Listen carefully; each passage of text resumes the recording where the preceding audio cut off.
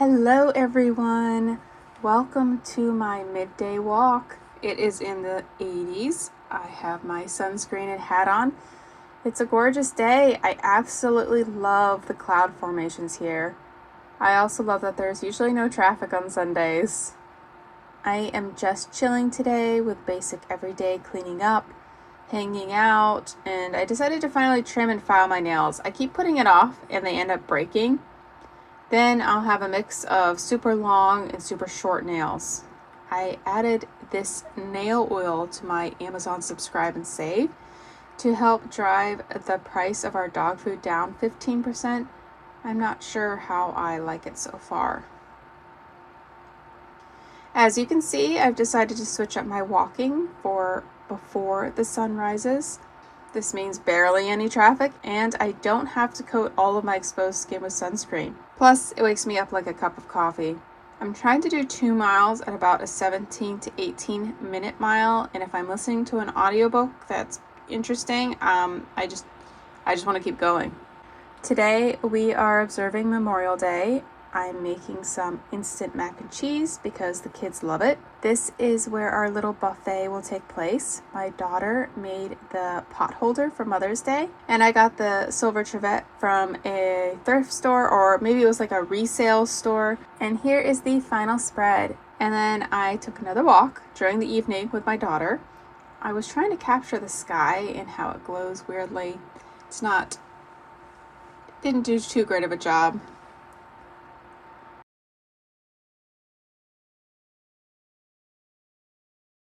The roses I got for Mother's Day have been growing new leaves, so my youngest daughter wanted to replant them, especially the one that had been placed in her room. I'm not sure how this will go. They've been living off of sugar water since I got them 2 weeks ago, and they haven't been outside at all. I have some leftover planting mix from my older daughter's cherry tomato seeds. She managed to grow those into tomato plants. These are the pile of books I want to get through before we move again in a month and a half. Catch 22 is on my book list, and the library happened to have it. This Innovation Alchemy my husband brought back from one of his conferences. I got the autobiography of Benjamin Franklin a year ago to read while on vacation. That didn't really happen because it requires more concentration than I could give it. And my mom lent me this Anthony Words of Fire, Life of Light book.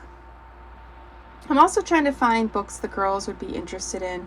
They're kind of over Magic Tree House, Boxcar Children, and Nancy Drew are kind of boring and the same old thing. We've read through every Minecraft and Tia Stilton book. I've gotten back into writing in cursive and really wanted to pick up calligraphy.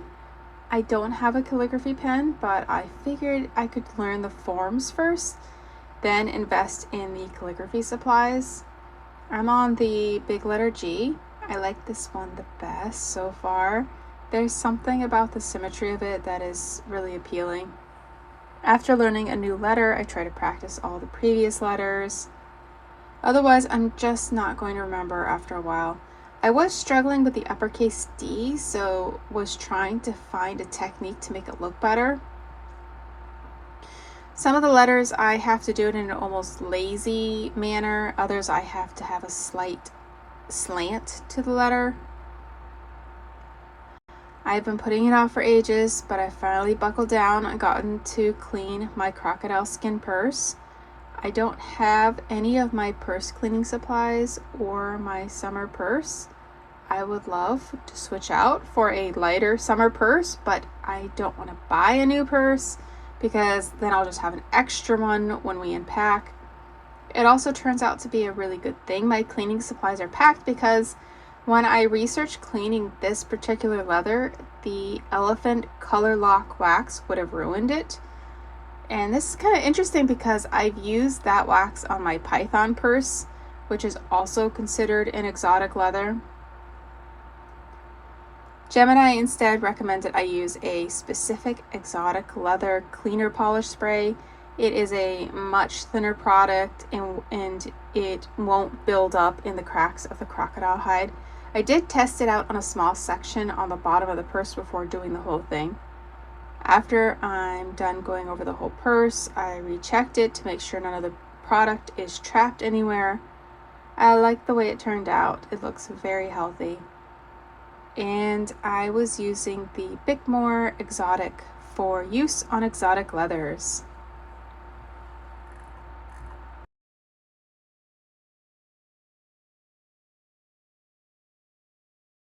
I was desperate for some summer sandals. We went to DSW to pick out a pair for myself and my daughters. We also stopped by a furniture store called Our House. I believe that's how it's pronounced, for fun.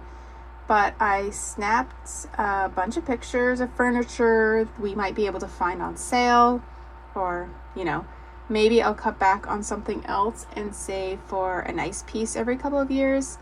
It just kills me if I spend so much money on a piece of furniture that can pretty much last a lifetime and then it gets trashed by the kids or guests. That annoys me so much. I also like to get an idea on some of their decorating techniques. It makes so much more sense to me spatially than flipping through a magazine.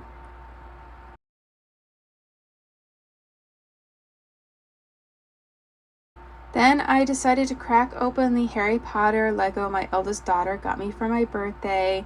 I'm really surprised it's only 500-ish pieces because it looks pretty detailed.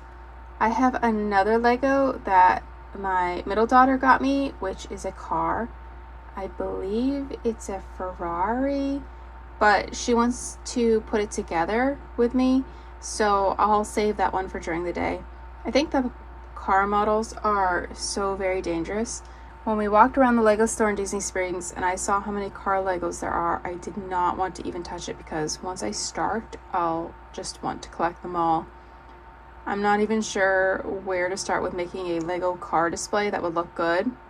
So might as well nip that in the bud now and stick with the collections I already have and not start that. And that is enough rambling. Thanks for watching. Talk to you next week.